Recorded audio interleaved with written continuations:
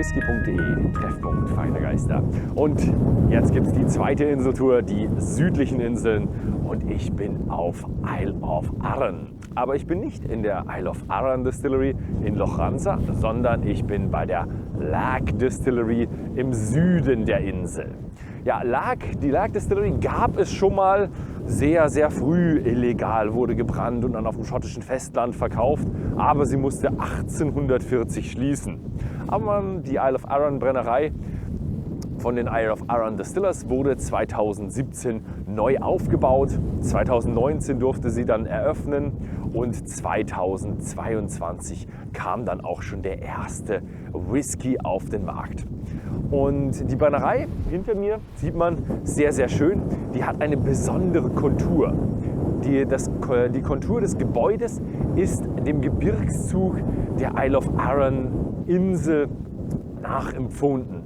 Und wenn ihr da rechts links von euch aus gesehen, diese kleine Insel im Nebel seht, von dieser Insel aus gesehen auf das Festland ist dann der Gebirgszug genauso wie die Konturen des Gebäudes. Ja, Isle of Arran hat ca. 4600 Einwohner, also eine sehr kleine Insel, sehr windig und aber auch eine sehr schöne kleine Insel. Und jetzt gehen wir mal rein zur Brennerei und schauen uns an, wie da so der Whisky hergestellt wird. Die Brennerei bekommt ihr Wasser aus einem tiefen Brunnen, den sie selbst gebohrt haben. 110 Meter bekommen sie frisches Quellwasser. Aber ihr seid sicher alle viel mehr an dem hier interessiert. Und zwar ist das der Torf. Die Idee der Brennerei entstand ja aus einem Isle of Arran, mittlerweile heißt sie Lochranza. Und der Machrimor mit 20 ppm war einmal einer mit einem torfigen Whisky von Arran. Und ja, der ist so gut gelaufen, dass sie gesagt haben, hey, wir bauen eine neue Brennerei und machen dort einen torfigen Whisky. Interessant ist aber, sie haben den Whisky dann anders gemacht als den Machrimor. Die Brennerei hier erreicht 50 ppm. Sie haben eine ganze Menge schon abgefüllt mit 50 ppm. Zurzeit produzieren sie 30 ppm. Und das wird dann später benutzt, um verschiedene Whiskys herzustellen. Was viel interessanter ist der Torf, der verwendet wird. Also nicht nur das Level, also die Stärke des Torfrauchs, sondern auch der Torf ist sehr ausschlaggebend für den Geschmack. Und was wir hier haben, ist kein Inseltorf. Also der Torf für die Lagg-Brennerei wird nicht um die Brennerei rumgestochen, sondern es ist ein Torf, der kommt aus den schottischen Highlands, also aus dem Hochland um Aberdeen rum. Und der Torf ist anders. Während auf den Inseln der Torf sehr phenolisch, salzig, medizinisch ist der Torf in den Hochländern eher holzig, grasig und blumig. Und das ist, was sie hier bei Lochranza wollen auf der Isle of Arran. Und zwar nicht einen Inseltorf, sondern einen, der mehr grasig ist. Und dann geht es weiter, also das ist der erste Geschmack, den wir so ein bisschen feststellen können, der hier kreiert wird. Hinter mir ist dann die Mash-Tun, 4 Tonnen Schrot wird dort eingefüllt mit 16,5 Tonnen Wasser, also 16.500 Litern Wasser und wird dann erhitzt und vermengt. Was aber interessant ist, sie vermengen sehr stark, also sie haben Rechen und sie drehen es sehr, sehr stark um. Und da kommt man dann zu einem Cloudy Wort. Also man unterscheidet zwischen Clear Wort und Cloudy Wort. Und das Cloudy Wort ist in so einem Sinne anders, dass man auch andere Geschmäcke bekommt. Und die gehen auch eher in die Richtung grasig, ölig, so in diese Richtung. Also haben wir auch wieder grasige Geschmäcke, die durch das Mashing hinzugefügt werden. Also haben wir schon mal grasig durch den Torf, grasig durch die Mash-Tun. Und jetzt gucken wir mal weiter, was noch so für Geschmäcke hinzugefügt werden. Die Brennerei hat 4 hölzerne Washbags. Und ihr seht im Hintergrund, denkt ihr euch, hey, das sind doch 5. Nee, der letzte, der ist der Charger, also der Fülltank, mit dem die Washstill befüllt wird. Und der ist der einzige, der das Messinstrument hat, deswegen haben sie einen Wash Charger. Ist sehr interessant, normalerweise nimmt man da mal einen dicken Stahltank, aber die haben sich gedacht, klassisch, wir machen einen hölzernen Charger. 20.000 Liter werden hier befüllt und mit Hefe versetzt. Interessant ist, sie benutzen 2 Hefe. Also die erste Hefe erstmal richtig schön, um Alkohol entstehen zu lassen. Die zweite Hefe wird dann hinzugefügt, um noch den Geschmack so ein bisschen zu verändern. Sie haben eine Fermentationsdauer von 78 Stunden. Und das ist dann so, ja, man fängt ja an mit normalen Geschmäckern, geht dann eher so Richtung grasig, dann erdig und Richtung fruchtig oder erdig, grasig, fruchtig. Und hier sind wir ziemlich genau in der Mitte bei grasig und das ist auch das, worauf sie aus sind. Sie wollen einen richtig schön grasigen Charakter und deswegen sind 78 Stunden genau das Richtige für sie. 78 Stunden sind aber so ein Mittelwert. Denn sie haben natürlich übers Wochenende ein bisschen längere Zeiten und über die Woche ein bisschen kürzere Zeiten. Aber am Ende kommt man so auf 78 Stunden raus, die dann mit 8% genau richtig sind für die Destillation. Das Herzstück der Brennerei, die Destillation. Und ja, fangen wir einfach mal an. Wir haben hier eine sehr, sehr manuelle, traditionelle Destillation. Also alles wird mit den Ventilen noch per Hand aufgeschraubt. Man kann noch alle Sachen manuell messen und den Spirit mit einem Hahn umstellen, also kein Computer hier. Hinter mir die Wash Still, erkennt man immer am Watchglas, mit 10.000 Litern Volumen. Und auf der anderen Seite ist dann die Spirit Still mit 6.500 Liter Befüllung, 7.000 Liter Kapazität. Was interessant ist, die haben 2 Spirit Staves, ist ein bisschen anders aufgebaut. Denn sie überlegen sich, in Zukunft könnten sie vielleicht erweitern. Sie haben noch Platz für 4 weitere Washbags und sie könnten noch 2 Stills reinmachen und dann müssten sie sich einfach einen längeren Spirit Stave kaufen. Was auch noch sehr interessant ist, sie haben so ein Energierückgewinnungssystem.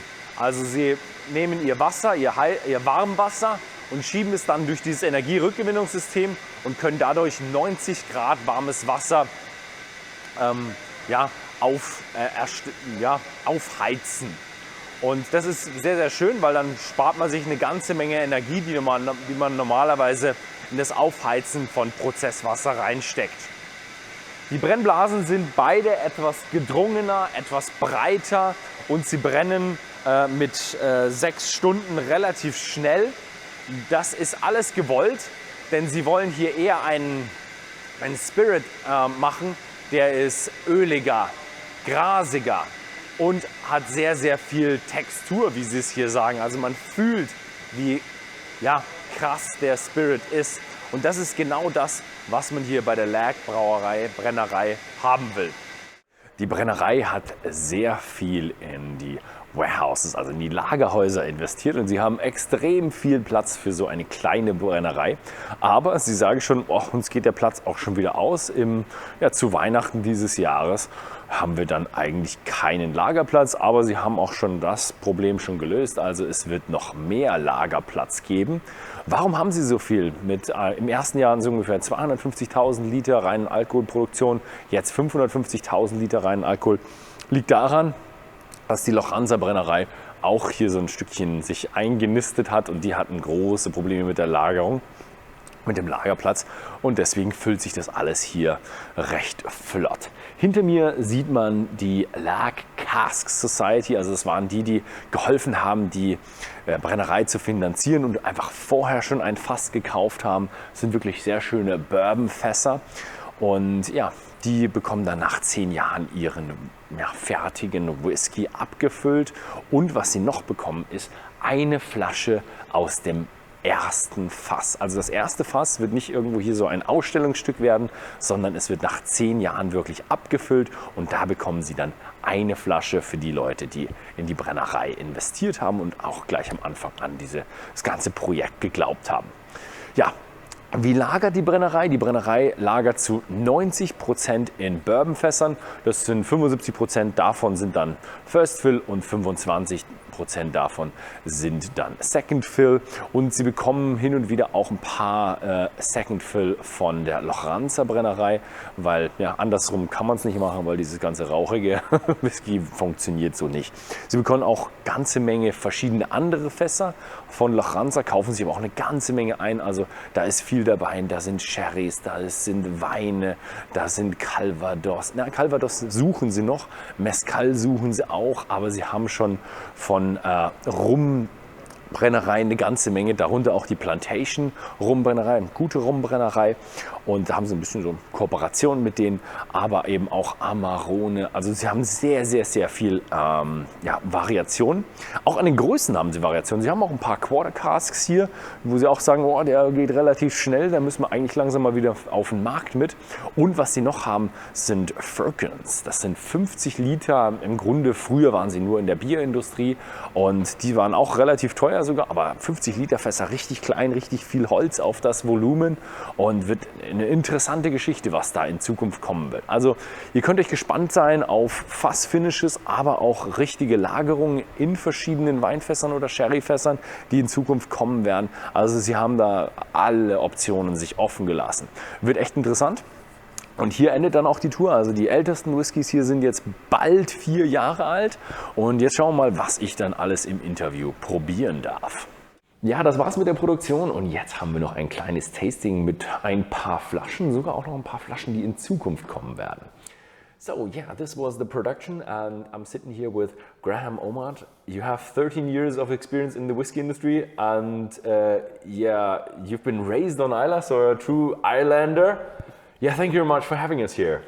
Thank you very much for being here with us on this beautiful day today and being able to taste the lovely whiskey. Yeah, thank you very much for showing us around and telling me everything that I've shown on camera. So you were 10 years at Lochranza? Yes, I started in Lochranza when I was 22, quite fresh-faced, fresh out of college. And I was immediately thrown straight into the stills. So I was a mashman, stillman operator from day one. And because I was young and fit, I could do a lot of night shifts. So that was immediately what I started doing. So just throw the young people into the coal mine. But I thoroughly enjoyed it. But you've now become distillery manager and master distiller here at Lagg. Yes, I did. So you're here for 3 years. But the very interesting thing is, how is the setting up of the distillery? How was that? Well, I can tell you one thing. There's a lot of romantic parts about helping set up a new distillery, and there are a lot of parts that you don't like to talk about in celebration because there are some. I mean, the actual chance to be able to be on the ground floor at a brand new distillery. It's a dream. Not many people can ever say that I was there day one. I was there day zero. So I was here when the stills were being put in. I was here when the contractors were here talking about the pipe work, how this is going to work. I helped them set up the design for how to organise things going where and how I would like the temperature settings to be like that. All that was done in situ with myself, and just I didn't take over from someone else. I was able to set those ground rules as the place was being built. So just getting the opportunity was just amazing.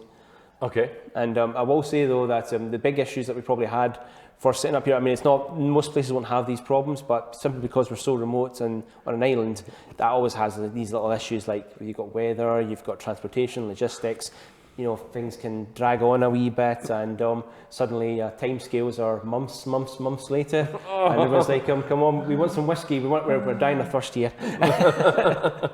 Yeah, so it's really nice. I've seen the whole place. It's such a nice place. But we're interested in actually your product. So what are we having today? Well, I've got a wee selection here. I've got some from the initial inaugural release, which is sold out pretty much all over the world. You can still get some here in Arran, but it's very, very difficult to find. So this is the inaugural batch 1, which was our very first release of whiskey for Lagg. So just very first, oh nice. Very first official release of Lagg. So I hope a few people were able to save a few bottles for their collection. And you started off with 50 ppm, you said? Yes, 50 ppm is the standard for Lagg Distillery. We've played around with some ppm as we went, but 50 was our starting point. It's going to be our comparison from that point onwards. So obviously 3 years old? 3 years old. This was about 3 years and a couple of days old. We were counting the minutes to put out and send it away for bottling. And is it a bourbon? It's all bourbon. This is all first fill bourbon. This is from Buffalo Trace bourbon casks as well. Okay. Oh. Yeah, it's strange to have this as an island malt. No. And a peaty island malt, and it's not that phenolic, medicinal that you know from the island next door. It's not a coastal peat, that's what I will say. It's amazing. We're specialising more in what we actually have here is a whisky that was the peat that was used was more from a Highland moss style inland peat, not coastal peat. So it doesn't have that same medicinal elements. Instead, it has more of that grass, heather notes to it. Yeah, it's strange because you have that freshness of the grass, a bit of the floweriness going on there. So it does have freshness, but not on the medicinal side, because the medicinal would be fresh as well. But this is a mixture between a grassy, fresh one with a bit of a bonfire, I would say, something like that, or a charcoal, I don't know. It's definitely interesting, I love it. Yeah. So, yeah, sludgy. Sludgy.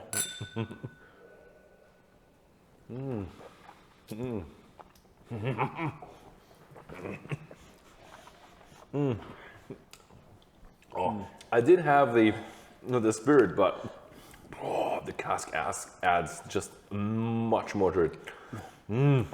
But this is cask strength, isn't it? This is 50%. 50, okay. Yeah, I was saying if that's 43 or 46, then you got a hefty spirit. Yeah, but it's quite rough. Yeah. It shows its age, doesn't it? I mean, you're not going to drink a 3-year-old whiskey and expect it to be the equivalent of a 16-year-old. That's what people will think. Also, kind of, I know now what you say with what you told me with texture and oiliness. Definitely an oily spirit, and with rough, I mean, if you look at the stills, you have that very. It's just it evaporates and it's gone. Yes, we don't encourage too much reflux at the distillery. We try to encourage a lot more of those heavily sulfured notes into the spirit, the things that will carry over that kind of roughness of the flavour. But it's not all bad. It gives a bit of fire, but also gives a lot more of the flavour and the texture that we're looking for, and it helps drive those grassy, textury notes that we want in the spirit. I did have a few Lochranza, so this is very far from that. So is that kind of like the point that you have like a bit of a dichotomy, like Lochranza easy and this one is tough? Yeah, well, we were always kind of the dirtier sister. I think we kind of looked ourselves as. It was always an old sort of saying that Lagg digs deeper. It was going to be the peated. It was going to be the more earthy, the darker version of Lochranza. One question, even though it will be probably a question for Lochranza Distillery, what's the future of Machrimore? Is that going to be continued, or is that going to be integrated here at Lagg, or how is that going? Well, Machrimore is exclusively a Lochranza product. That is what we've always said from day one. Lochranza did actually end its production of peated malt a few years ago, back in 2017. I was actually on shift when that happened, because I was working from 2011 to 2017 was where the bulk of the Machrimore that people are enjoying today was created. So once it was established what Lagg was going to be, that was going to take the peated malt away from Lochranza as a full responsibility, because a lot of people don't understand this. It is very, very difficult to actually run a peated and a non-peated distillery at the same time. There's a lot of changes that need to happen, a lot of cleaning needs to be done, and it just adds a lot of headaches. So where Lochranza made its ground as a non-peated distillery, though people do love the Machrimore, what we want to do at Lagg is we're going to take that responsibility away from Lochranza, and Lochranza will still there'll be plenty of Machrimore to go around for many, many years to come, so don't worry about that.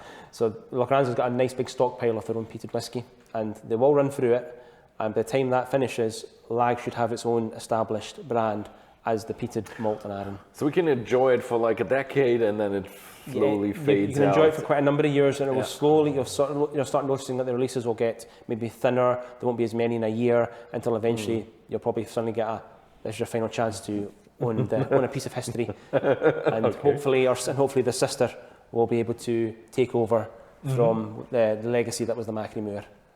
Yeah, I do like it. It was also great.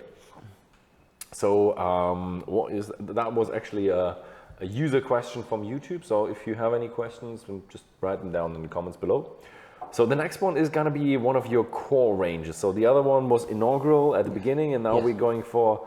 But is this out yet? Not quite. No. No. Okay. It's not out yet. I'm not sure when this is going live, but this should be out on the shelves for about the end of May, I believe. So you can expect to look for it then. This is going to be our very, very first release from our core range. So this will be one that, unlike the inaugural, which I know a lot of people had trouble getting because of the rarity of it, this one should be much more available.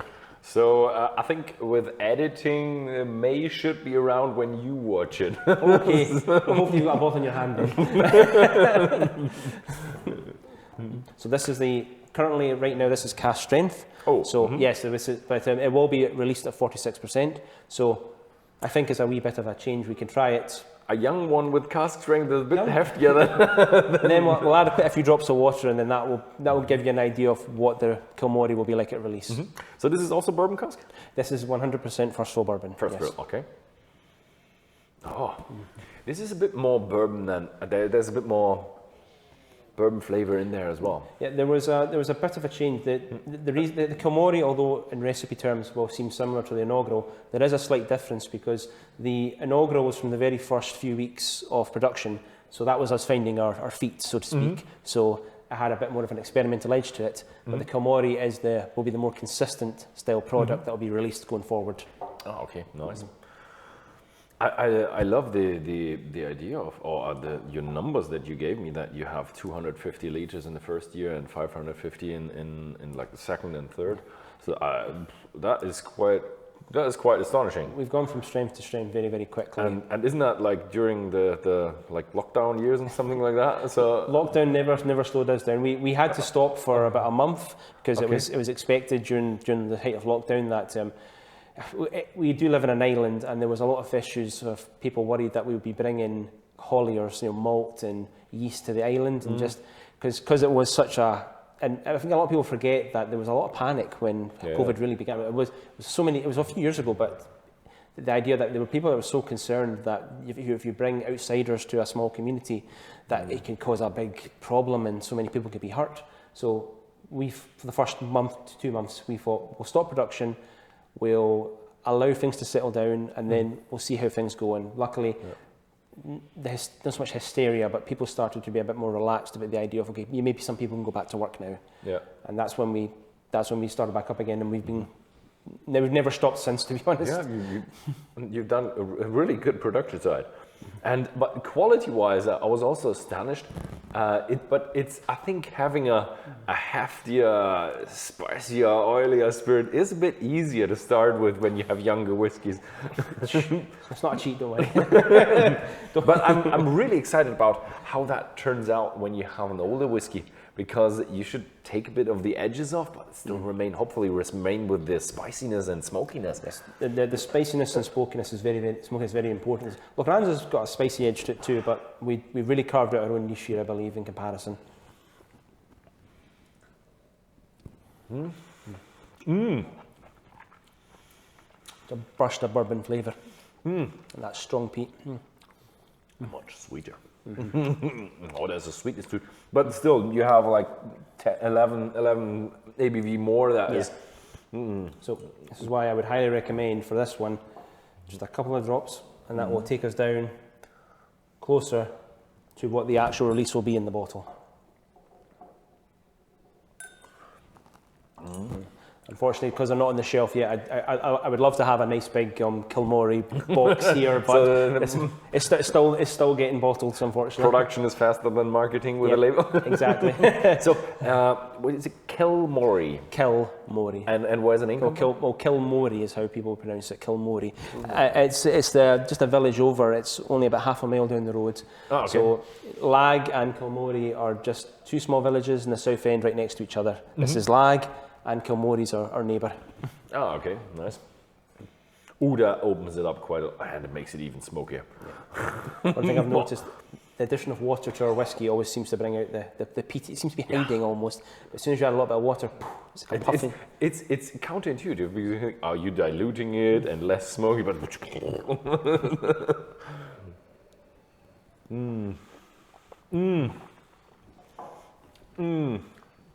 and much more sweetness. Yep. Oh, I love that. that full bourbon flavour come through. Still, for me, that grassiness is always. I think it's a bit of hay in there. I've stayed at the farm yesterday, and that really reminds me a bit about that straw and hay that we have in the barn. It's very indicative of the area we're in. We are in the farmland of Arran, so if it gives off that kind of flavour, probably thanks to maturation, then so be it. It's all for the better. Yeah, I love the whole concept about your distillery, that you have a bit of a field there, you know, the apples going on, and the distillery, and the lovely view, and was it tulips, or I don't know, and heather, and something planted up there. Gorse, heather, we get everything in the So I can highly recommend it. If you come to the Isle of Arran, go to Lagg. It's just a beautiful site. Yeah, it's middle of nowhere, but when you come here, you will never regret it. It's got some of the best views on the whole island. Yeah, and actually, if you can get the ferry over from near Glasgow, it's actually not that far. No, it's not at all. From the centre of Scotland, it's so easy to get to Arran. It's one of the reasons why it's such a popular destination. Yeah, I like it. So a bit of a more of a tough question. So there was a rumor at the beginning that you are doing spirit blending between peated and unpeated malt. Is that true, or is that not true? That's from T. Herman.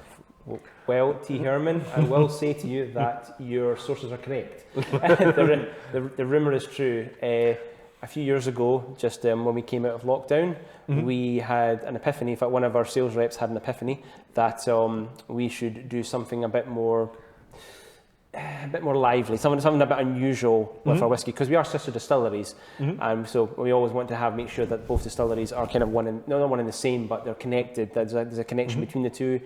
And so what we did was we took 5,000 litres of fresh new make spirit from Lagg and 5,000 fresh from Lochranza.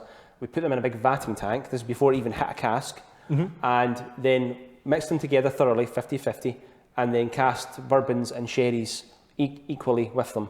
And this was such a monumentally unusual idea that we thought this is a great thing we can just keep doing every year. So from every year since 2020, we have been taking 5,000 litres of one and the other, mix them together before they've hit any wood, and then cast them into anything we can get our hands on. Okay, so but you're one company and two distilleries, so what does the SWA say about that? Well, they were. It's not something that happens very often. Quite often, it's done more towards the end of the life rather than actual at birth, as it's known as. So they called it a blended. I believe it was a blended Scotch whiskey. I think a blended malt. Blended malt, yeah. Because you're both malt. Yeah, then you can both malt. Blended malt was how it was described by SWA, and it's perfectly legal, perfectly allowed. It's just very unusual. And right now, it hasn't really got a proper name, so we've kind of called it, because of where we are, Project North and South. Blended malt is probably, it must be that. You can't call it single, but we have it's to not go single, but it's malt, but it's a blend. Yeah, and pretty much everybody knows now that it's Lochranza and Lagg. So I thought about, like, you did a bit of unpeated, but you're only doing peated.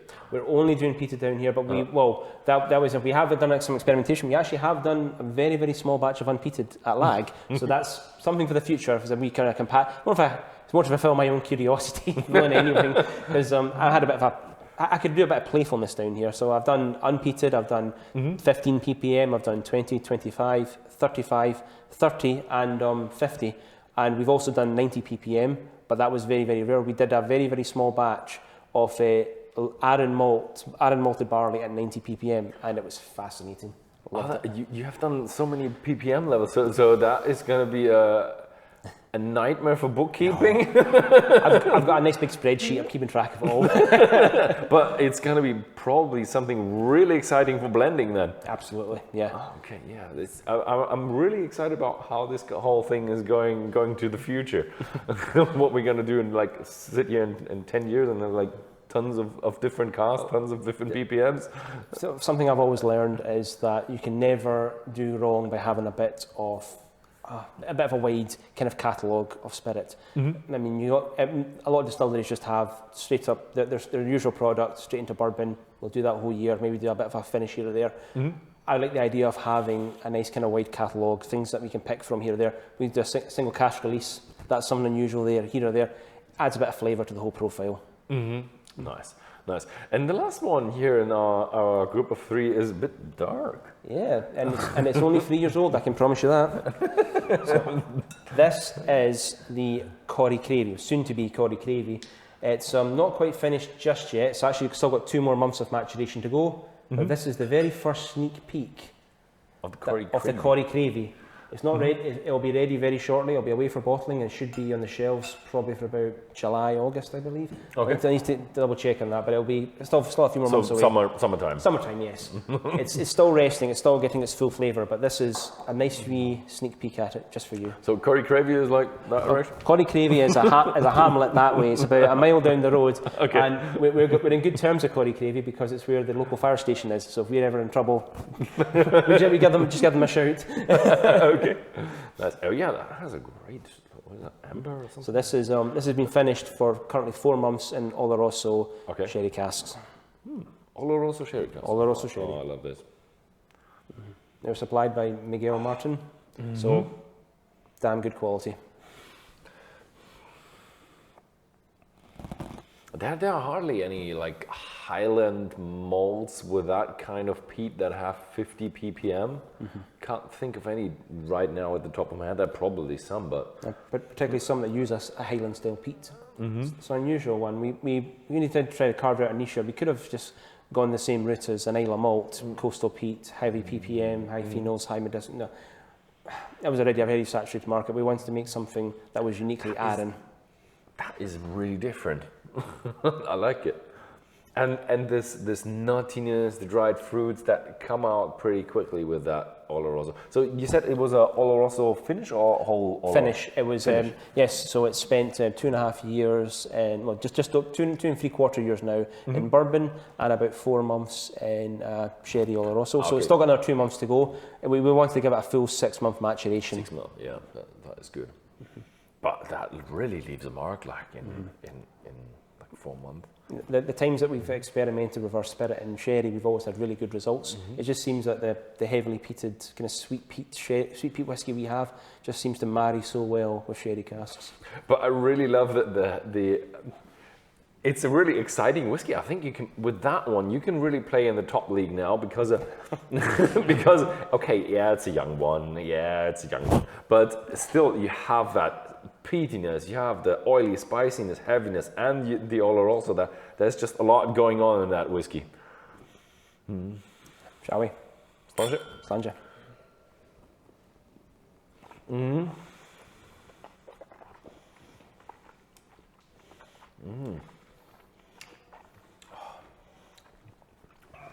58.8, yeah. Yeah, I do love it. Yeah, it's only just slightly stronger than what will be in the bottle. It'll be a 55% release.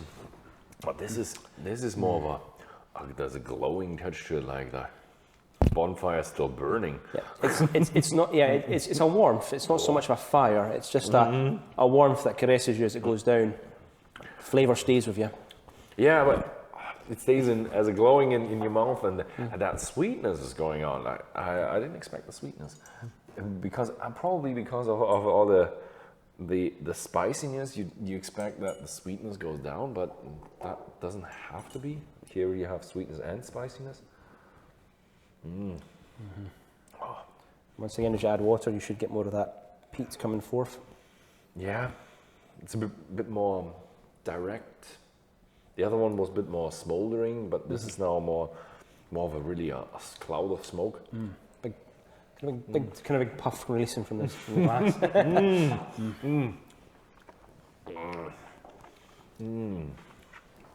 Oh, so delicious, I almost want to chew it. But it just has that kind of coated oily texture, which is kind of common with our spirit. It just clings to the tongue, to your mouth, and delivers all that flavour.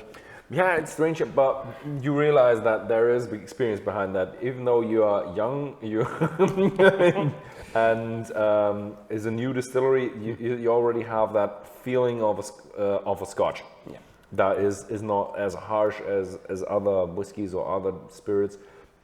Yeah, we see that you have experience from Lochranza already. Yeah. Well, I was given a lot of free rein with the spirit here. I worked with James McTaggart, who was the distillery manager of Lochranza, a titan in the industry, who I'm sure a lot of people have much of love for.